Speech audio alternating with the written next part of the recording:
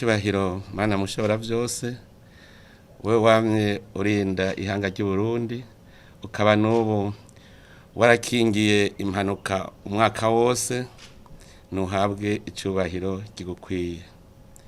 Barundi kazi inshuti z'u Burundi, turiko turasozera umwaka w'2024 twawutanguye neza, tubandanya n'urugendo ata kuryagumbana ata wanja wangura, none turiko turawuha gasaga kugira ngo twinjire mu wundi uwukoreye mu ngata. Nanje nka Sebarundi ndabaramukije ndabipfuriza umwaka mwiza uzobashikane heza mutigeze mushika mu mpande zose z'ubuzima. Ndakeje abene gihugu bakora mu bisata vyose vy'ubuzima bitanze batiziganya kugira iki gihugu kigume gitekanye kandi gihindura ishusho mu bijanye n'iterambere. Ndakeje cyane abantu bose bahagurukiye igisata cy'uburimyi bigatuma umwaka urangira atanze aratwumva nk'uko vyahora mu myaka ya kera. Barundi kazi inshuti z'u Burundi, uyu mwaka turangije waranzwe na vyinshi vyiza ari navyo bigiye kutubera umutahe n'impamba y'urugendo tugiyemwo guhera mu mwaka buca utangura w'2025. Uyu mwaka twakuyemwo ivyigwa ku bibazo bitari bwigere bivugwa mu Burundi, na cane ibibazo bijanye n'ubutunzi. Uretse ko twakuyemwo isomo, twaranabifatiye ko kugira ngo dukore umwimenyerezo witunganywa rishasha y'igihugu mu nzira idushikana mu iterambere rirama kandi ridakumira. None tuhejeje umuntu wese yamaze kwerevuka abona yaja nico yokora kiretse ibigaba bimwe byamenyereye kurya bitarushe. Nico gituma mfashe kano kanya kugira ngo nkeze mwese abarundi n'abanyamahanga ba mu Burundi bafise ishaka ryo kwiteza imbere no guteza imbere igihugu. Mbere bimwe vyihariye ndakeje ugwaruka n'abakenyezi kumwete n'ubwira mwerekanye mu bikorwa vy'iterambere. Cyane ndakeje ugwaruka rwo mu gisagara kuko ubu gwaratahuye ko kubaho atari kuba mu bibanza canke mu buzi bw'ibisata vy'igihugu, ahubwo ko kubaho ari ugukora ibikorwa bigwiza umwimbu. Barundi kazi inshuti z'u Burundi, uyu mwaka rutanguye 2025 ni umwaka w'ifatiro n'intango yo gushira mu ngiro imbona kazoza y'igihugu cacu. Twawise umwaka w'umunyamwete, icivugo cawo naco kikaba ari ikingo Murundi wese gira ico ukoze kugira ngo Uburundi bushike kwihangiro ry'igihugu giteye imbere. Muti igihugu giteye imbere kiba gifise ishusho imeze gute? Ni igihugu kirangwamwo ukwishira n'ukwizana, amahoro n'umutekano, ariho kandi abene gihugu bakaba baroraniwe, bakagira ivyo bafungura naho barara, bahagira amagara meza, ubwenge n'ubumenyi, igihugu naco kikagira ijunja n'ijambo mu makungu gitunze kandi gitunganiwe. Kugira ngo dushikire ico gihugu giteye imbere cigaba kikigaburira, hasabwa ukwitanga kudasanzwe kandi hasabwa vyinshi. Icambere twese rutegereza guhinduka, ahari ubugaba hagasubira ubugabo, ibinebwe bigahindura ingendo canke bigahindurwa. Ikindi gisabwa kugira ngo dushikire ubwo Burundi ni ukucubakira ku mategeko. Akagagazo, ukutumva n'ukutumvira, ukwitereka kw'isonga ry'ubutungane, okurenganya ikibonane uyu canke uriya ngo nuko Imana yamuhaye ibi canke biriya, ivyo bitegerezwa kuziririzwa mu Burundi. Kugira kandi dushike ku gihugu twipfuza, dutegereza gutunganya neza intwaro ku buryo abatwara baba ari indongozi z'imboneza. Hajya hariho itandukaniro hagati y'indongozi isanzwe n'indongozi y'imboneza. Indongozi isanzwe iricara ikaja iyo bija gusa. Indongozi mwene iyo yifata nk'umurezi w'umwana, amushira mu maboko gusa adashobora kumwosa ngo umwana atere imbere. Indongozi nk'iyo usanga ari imperekeza gusa, ntakimarira igihugu, kuko nk'uko biri mu ijambo ry'Imana, impumyi ntirongora iyindi, ahandi hoho bompi bogwa mu kinogo. Ariko indongozi y'imboneza niyereka bitwara iri kwirabajana, ikabereka inzira bakurikira n'ibikorwa bategerezwa gukora. Aha rero abenegihugu mutegerezwa kuhakanurira, cyane cyane muri iki gihe cyo kwitegurira amatora. Mwirinde abadandaji b'ibinyoma babiyeza ko uno munsi kandi ari mburakimazi. Muragabe muze mutore indongozi zimboneza.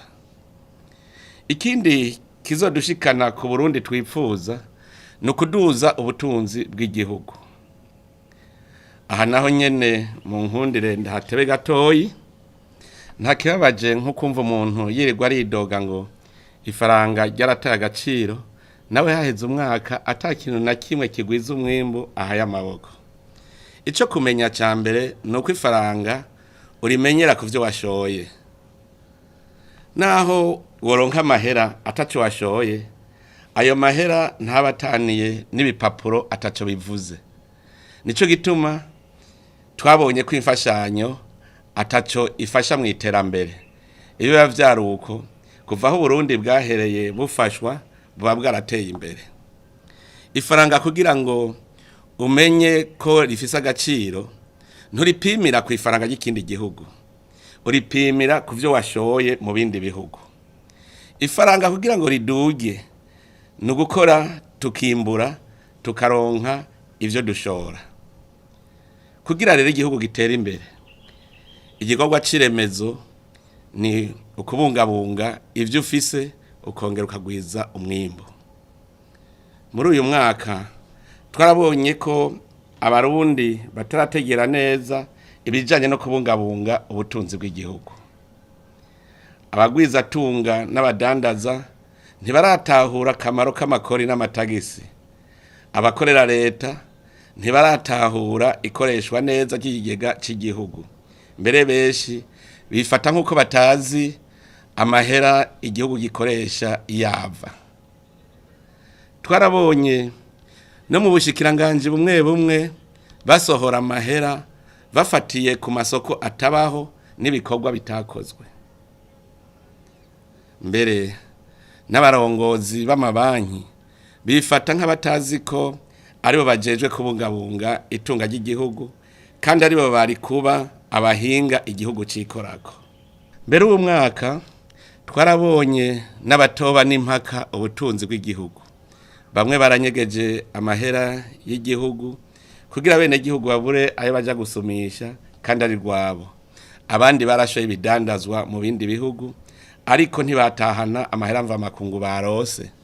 Ndetse n'ingenzi mva mahanga zaje mu gihugu, amahera mva makungu zazanye barayegeranije barayanyegeza kugira igihugu ntikironke amahera mva makungu yo kugura ivyo Burundi butihingurira. Hari n'abandi bacisha ivyo baranguye hanze mu binywabi kandi bazi neza ko ayo babiguze yavuye Burundi. Aho hose bahunga amakori n'amatagisi. Uyu mwaka buca rutangura rero uzananye n'impinduka mu gutunganya ubutunzi bw'igihugu.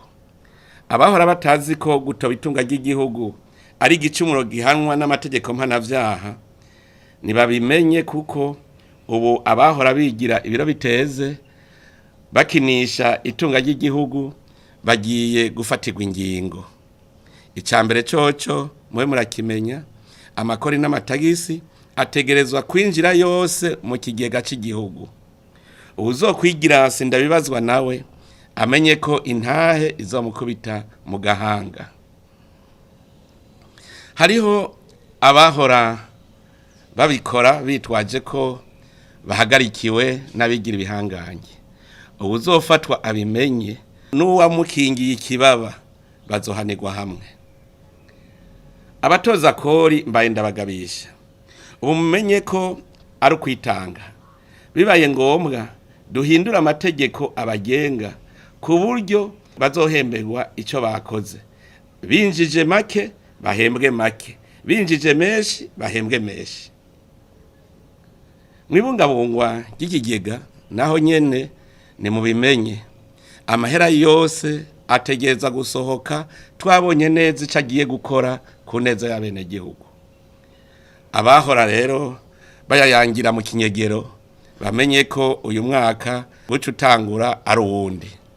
Tuzokoresha ubushobozi bwose duhabwa n'amategeko kugira ngo abafise izo ngeso batuzwe, mbere n'abayasohoye ataco agiye gukora tubakurikirane bayagarukane kandi bahanwe.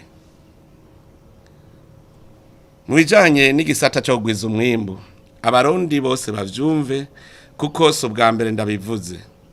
Kugira utunge wongere utunganirwe, utegerezwa kugira umwidegemvyo mu bijanye n'ubutunzi.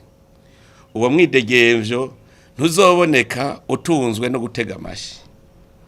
Umuntu wese aziko akorera uwundi, naho azoba akorera igihugu, ni wibaza uti mbega aka kazi nkora kohera uyu munsi nzobaho gute?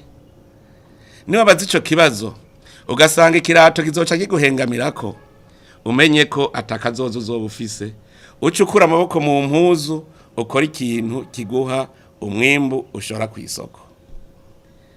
Ivyo gushora ntibibuze, hari biva mu burimyi n'ubworozi, ibiva mu burovyi, ibiva mu bwonko bwacu, nibiva mu bikorwa vy'ingenzi.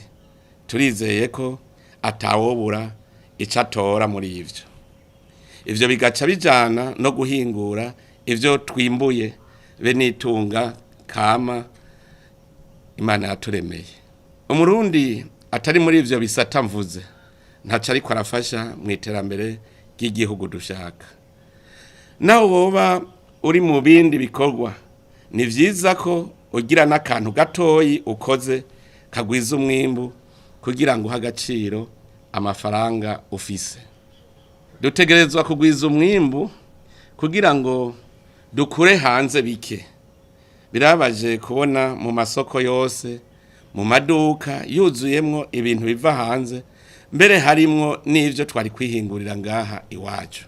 Uno mwaka dufate ku biharuro duhabwa n'ikigo kijejwe kwegeranya amakori n'amatagisi OBR, amafaranga yinjiye mu gihugu avuye mu byo dushoye hanze angana n'amadolari miliyoni 80 n'ibihumbi 350 na 61.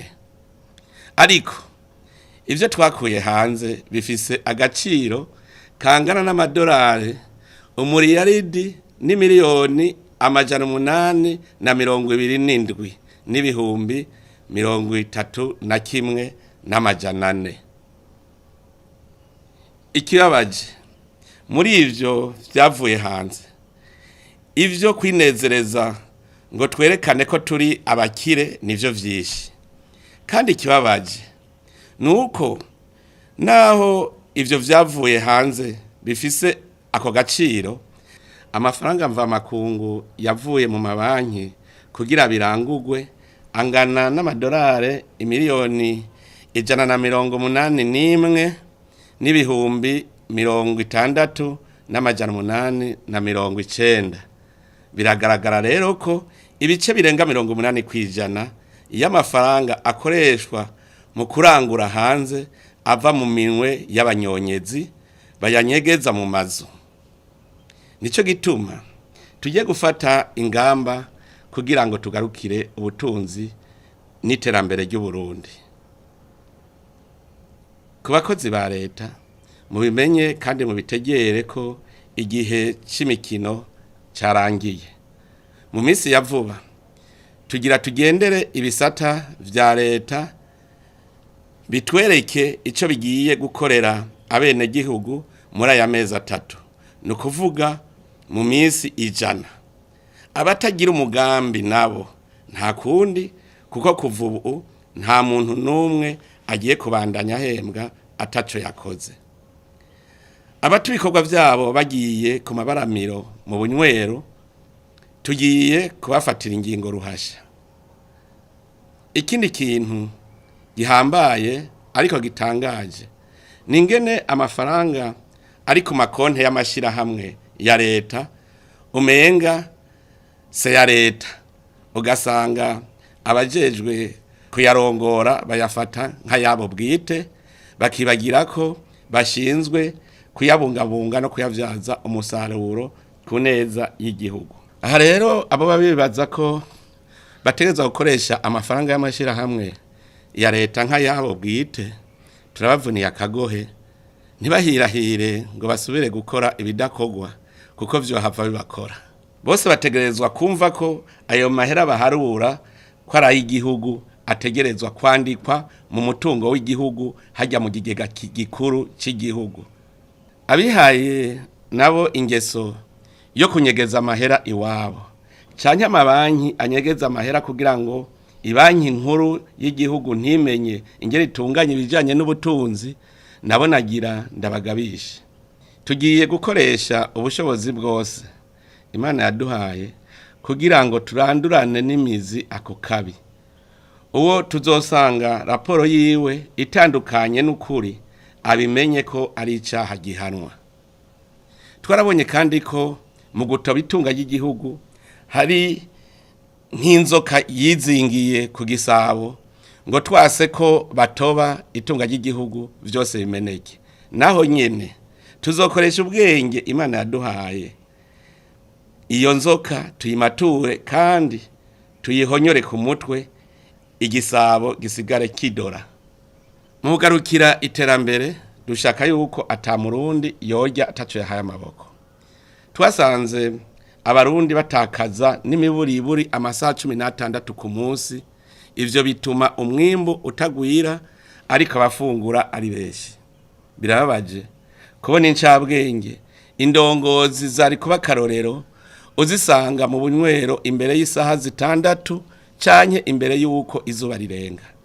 Nico gituma tugiye kugwanya twivuye inyuma amabaramiro yose akorana mu masaha abantu bari kuba bari ku kikogwa. Ico ndababwiye nuko incabwenge arizo zizotangura kubona ingene tuzogwanya uwo muco. Ku ruhande rw'uburongozi bw'igihugu turazi ico ibisata vya leta bisabwa: n'umutekano, ubutungane no gukora ibishoboka kugira ngo abene gihugu bari ku kivi boroherezwe. Tugiye gukora ibishoboka kugira ngo igihugu naco gishobore kuronka uburyo butuma abo bene gihugu baramigwa. Nico gituma tugiye kwitaho bimwe biboneka igisata cyo guhingura ubutare kugira ngo Burundi nabwo buronke ico bushora hanze, buronke uburyo bwo kubaka inyubako rusangi no kurondera umuyaga nkuba ukwiye. Barundi kazi, Uburundi buteye imbere kandi ntituzobushikira tutitayeho ibidukikije. Nitwibagire kwiyisi ari ngabire twahawe n'Imana ku buntu, itubungabungiye ubuzima, ni naco gituma natwe dutegerezwa kwibungabunga. Gukingira ibidukikije no gukunda isi n'igihugu catwibarutse. Nico gituma tuzokwama duhimiriza guca imikobeko aho hose ikenewe no gutera ibiti canke ivyatsi ku nkengera y'inzuzi. Barundi kazi, iyo twavuye turahazi kandi turahazirikana, iyo tuja turahazi, murumvise ko ari kure. ni kure ariko haragendwa, tuzohashika kuko ni heza. Ico umutima ushatse ntikiba kure y'amaguru. Ishingiye kuri ivyo mpejeje kuvuga vyose, nsavye mwese abarundi ibi bikurikira: nimugire urunani mu gukora, musenyere ku mugozi umwe. Kuva na kera narindi abarundi bamye bakorera hamwe, bagahinda ikibiri kugira ngo barime hanini bimbure vyinshi bipfuza. Natwebwe rero mu gihugu cyose nituje hamwe, turangure imigambi iduza ubutunzi, dutunge dutunganirwe. Ntihagire usubira guhagarika umutima kubera ibicantege duhura. Ivyo vyose tuzobitsinda turi ku kivi. Barundi kazi, inshuti z'Uburundi, sinosozera ntabamenyesheje ingingo zine zikurikira zigiye gufatwa kugira ngo dukomeze urugendo rwacu rutuganisha mu gihugu giteye imbere. Ubwa mbere, nk'uko bitegerezwa, tuzobandanya ducungera amahoro n'umutekano. Uzohirahira agashaka kudurumbanya azofatwa nk'umwasi w'igihugu, aronke igihano kimubereye. Ubwa kabiri, abagize akamenyero kurya ibiturire no gusesagura amatungo y'igihugu bazobogozwa mu mabanga yabo, bahanwe, barihe ikibiriraho ivyo basahuye, kandi ntibazosubira gushingwa amabanga n'igihugu. Ubugira gatatu, abanyegeza amahera yabo mu mazu, aho kuyatwara mu mabanki canke amabanki adatanga raporo y'ukuri mu banki nkuru y'igihugu, abadatanga amakori n'amatagisi bitwaje ibihagararo vyabo bazofatwa nk'abasi biterambere ry'igihugu, abagarariji, hanyuma bahanwe vy'akarorero. Ubwa nyuma, umuntu azofatwa ariko anyegeza ibicuruzwa ivyo ari vyo vyose kubera uburiganya, ivyo twita stock de speculation, canke ariko aduza ibiciro uko yishakiye, agurisha ibidandazwa ku biciro yishingiye wenyene, yitwaje ibi na biriya, azokwakwa uburenganzira bwo gucuruza hamwe n'ibindi bihano ruhasha. Dusavye ubunyene ubushikiranganji bw'ubudandaji gukora ivyigwa vuba kugira ngo hamenyekane ibiciro mfatirwako vy'ibidandazwa hamwe n'inyungu ntarengwa ku bikorwa vy'ubudandaji ku masoko yahi wacu. Gutyo abahiganwa bazohiganwa bamanuka hasi, ntibazohiganwa baniga umwene gihugu. Mu gusozera, nashaka gusubira kwipfuriza abarundi bose aho bari hose umwaka mwiza. Uyu mwaka w'ibihumbi 2025 niwahera, tuzoheza twirimbure, turaba umunyamwete yarushije abandi, aheze ashimirwe izuba ryaka. Ubu rero mu gusozera no gutangura uwo mwaka, musangire ivyo mwategekanije, muyaga amahoro n'umutekano, ariko mutibagiye urugendo turimwo rugana kuri yambona kazoza yacu y'igihugu cifashe mu 2040 giteye imbere mu 2060. Imana Segaba wa vyose nibahezagire kandi ibahangaze. Murakoze.